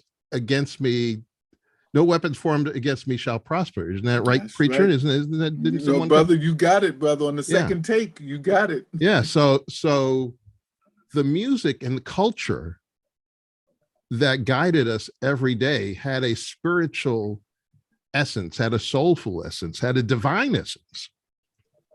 It's what really created hip hop, because people would get 2 copies of "Ain't No Stopping Us Now," then they rhyme on top of it in the late 70s, early 80s. So I say all of that to say is that we've been able to survive all sorts of stuff by virtue of our sense of personal agency as driven by the divine, the spiritual, the religious, the soulful, all of it. And I think, to the extent that we reinforce some of that again in a reasonable 21st century way, so our kids don't dismiss it, I think we'll see some benefit from, again, doing that sort of thing. I would add that, probably the biggest obstacle for me was my family's expectations. I think for a lot of children of immigrant families, there's this whole thing about, climbing the ladder of success, becoming part of the middle class, a doctor or a lawyer or an engineer. So community activists didn't fit into my father's expectations of being, successful. And so for many years, we didn't talk, because I was out there at demonstrations and protests. And then one day when he saw my name in the Chinese newspapers, he took up and took notice. He said, "Oh my God, that's my son," in the Chinese language newspapers. And, and it created a certain sense of respect. And so I overcame it. He accepted me for who I was, because at the times I was coming of age, it was the Vietnam War, it was Dr. King's assassination, it was all this going on that, shaped me as a person. So, but initially, family expectations was probably the biggest obstacle to my career path. I want to thank you all for that. I want you all to keep going because my flight is not over. But you all keep going, keep going. I really wanted to thank you all, and Commissioner, I wanted to make sure I want to hear everybody's answer to that. So I'm going to turn it over to Jerry and Mike, and I guess they'll do the sign off at the end. But I want to say thank you to you all before I log out and get back to New York to see you all soon. So thank you all for me. But I'm going to turn it over to Jerry and Mike to keep it going. Okay, guys? Thank you, all. Scott. Thank you. Mask back up and safe flight back. Yeah. We'll Yeah, see don't you in miss the your office flight. later. Don't miss your flight. brother. As important as the barbershop is, Jerry and I Yeah. have got it, right? So For Jerry, sure. it's I up have to to you work and at I to 9 try o'clock to this land this plane. No, You up no, for it, Jerry? no, I'm ready. I'm ready. I got some gems. They gave me some stuff to put in my pocket that I'm ready to lay it out on the table real quick. All right. This may be a quick one. I'm not sure if it's a quick one or not, though, but I want to know, along the way, was there a significant setback or challenge that you faced trying to establish your legacy? Those of you, we spent time talking about what was the inception of it. You've been building it, whether it seemed like an accident at first. You're all legends. You're all doing it. So has there been a significant setback along the way? And if so, how have you dealt with it?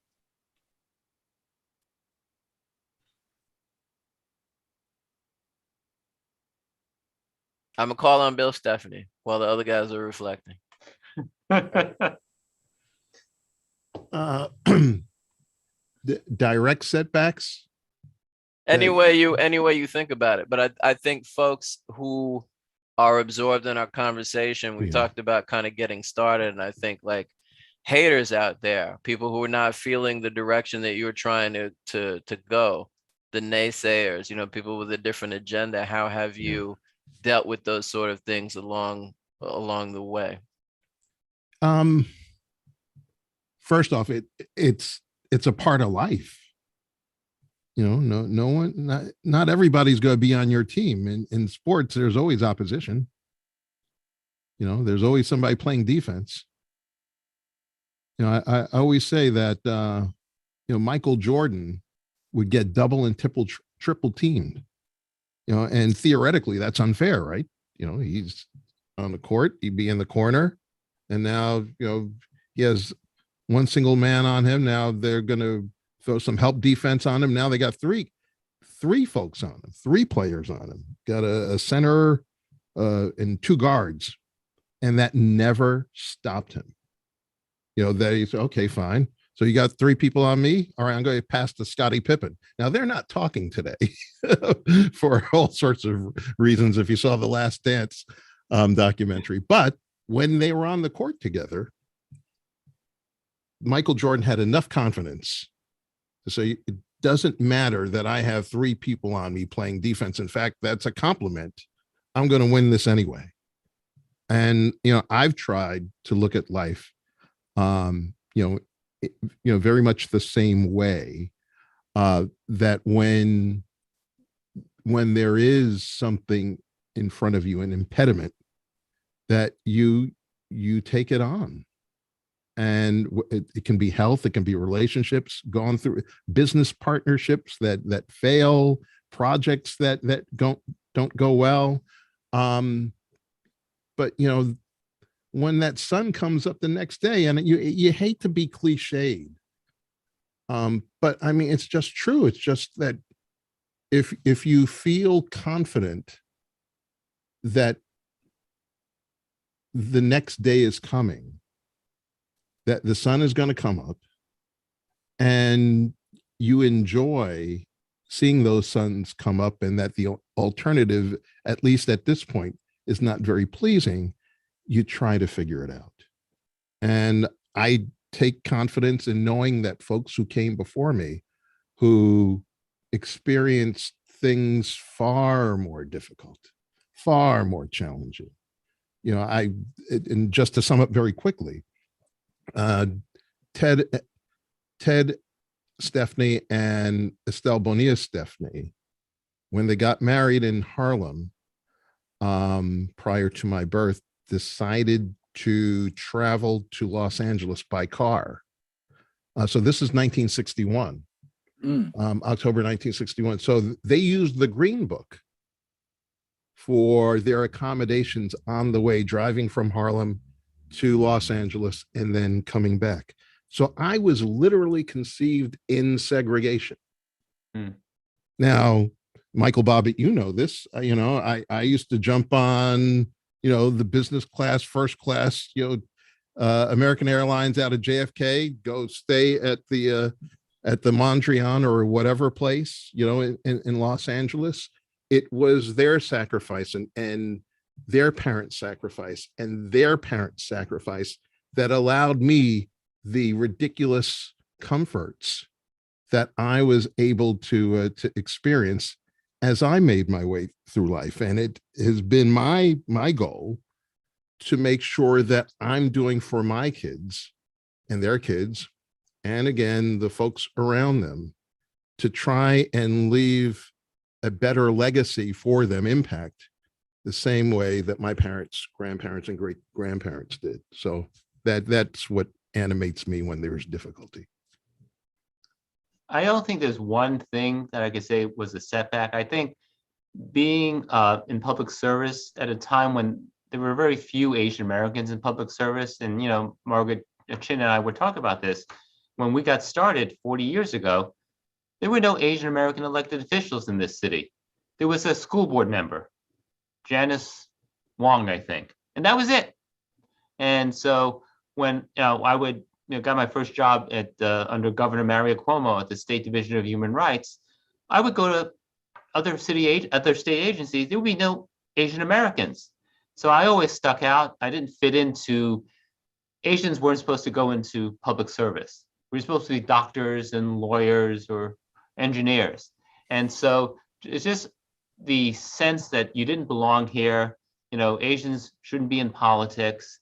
It's a white person's profession. That was always an uphill battle. So to be where I am and to retire as a commissioner is sort of my way of sort of saying I overcame all that.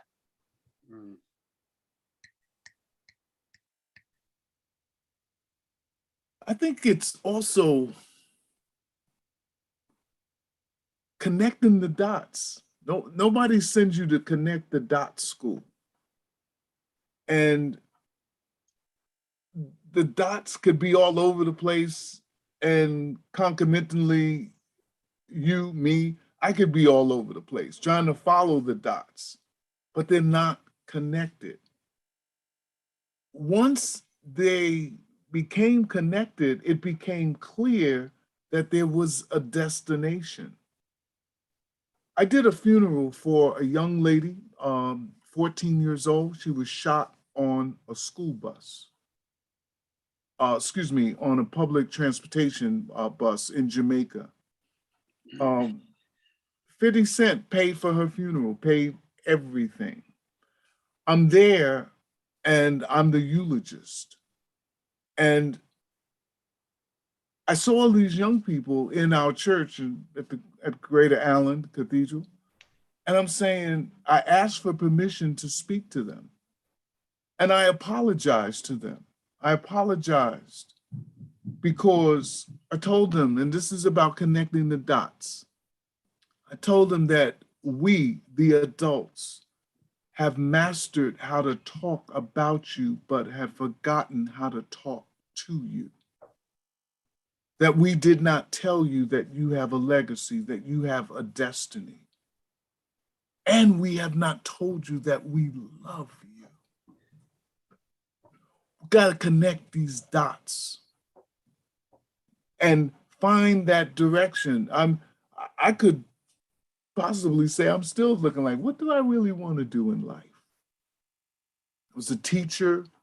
I ran a high school, a counselor, I worked in the youth program, a vice president in philanthropy, an elder at a well-known church. All of those things, those are great. You were also a mental ninja. I'm also a mental ninja. That would be a whole nother story to tell. But connect the dots. They are connectable, even if they seem all over the place. Find your passion. Find, as Bill said, a Bill Commissioner, I forget that we got two Bills. Bill Commissioner says what you're passionate about, what you're good at, and what will pay.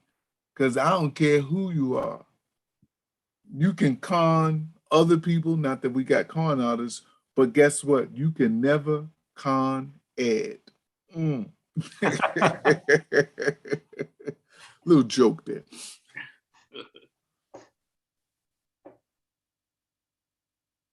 Jerry, I'm looking at the time. We started a couple of minutes past the hour of 5.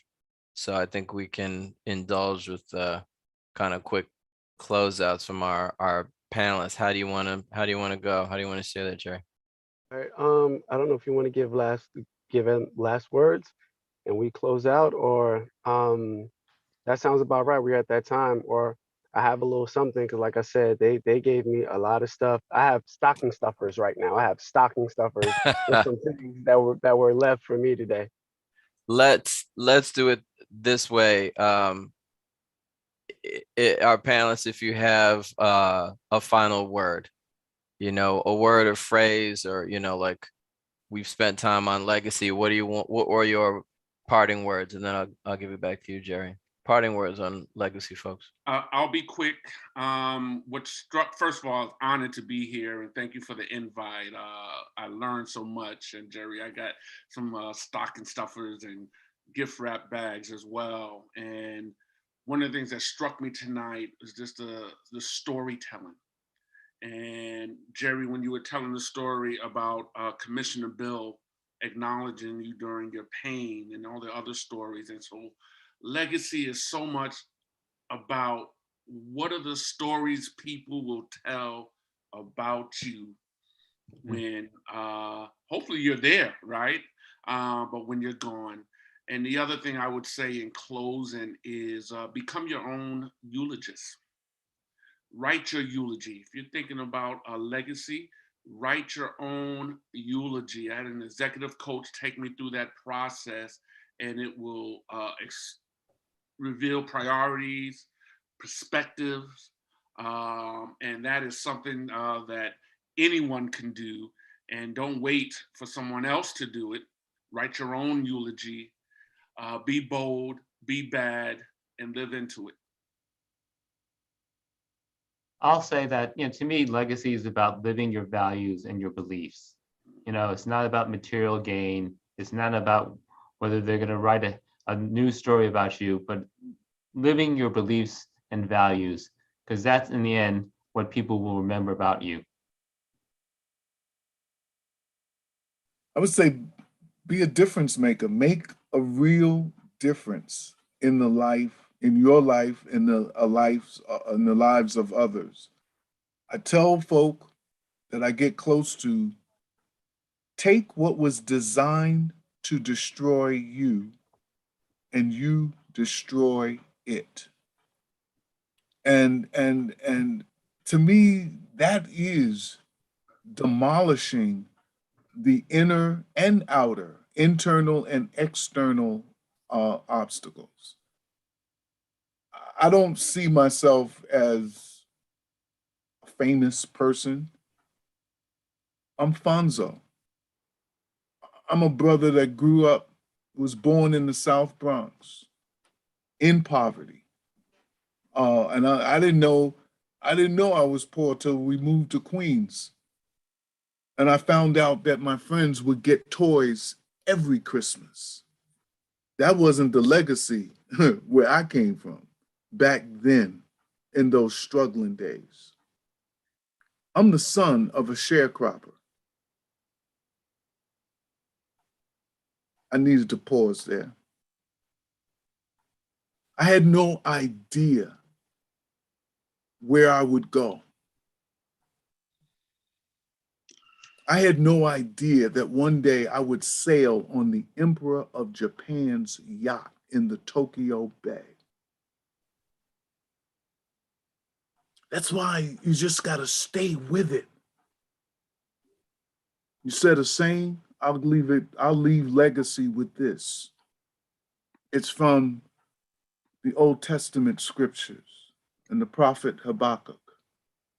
The vision is yet for an appointed time. And though it tarries, it shall speak, and it shall not lie. Wait on it, for it shall surely come, and it shall not lie. Your destiny is on its way. Don't wait for it, walk toward it. Don't fear it, embrace it. Be the truth.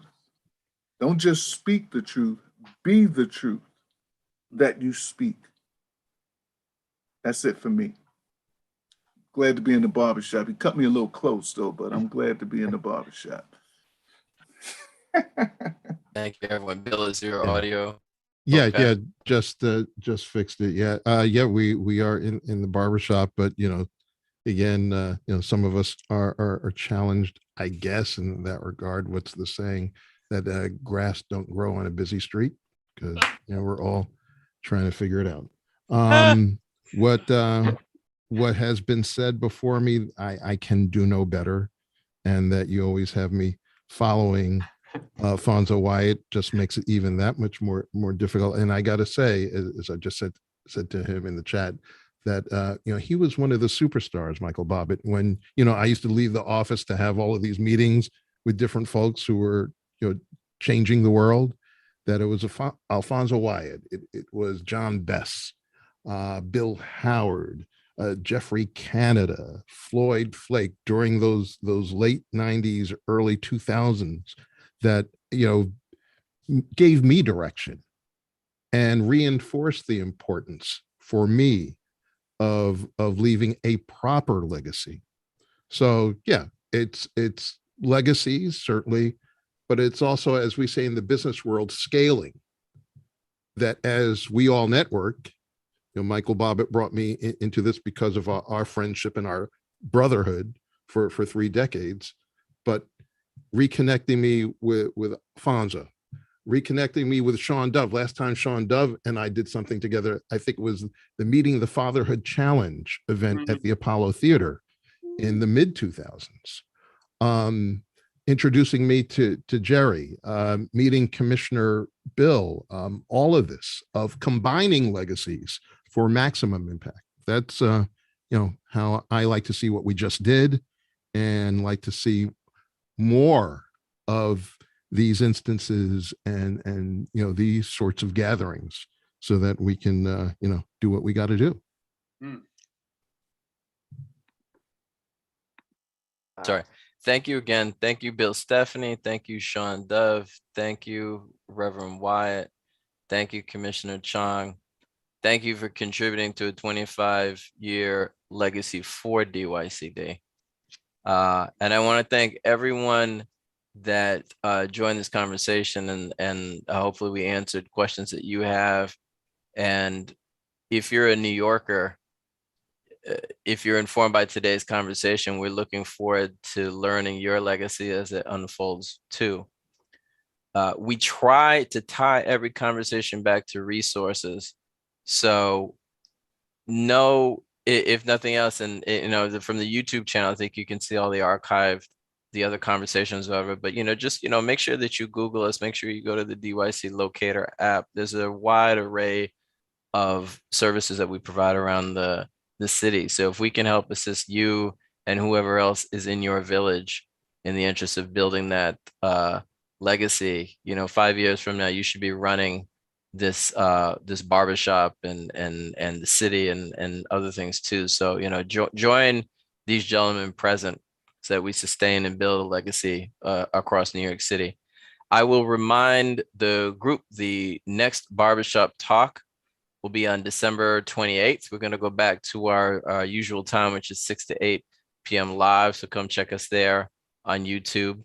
My final words, and then I'm going to kick it over to Jerry to bring us home.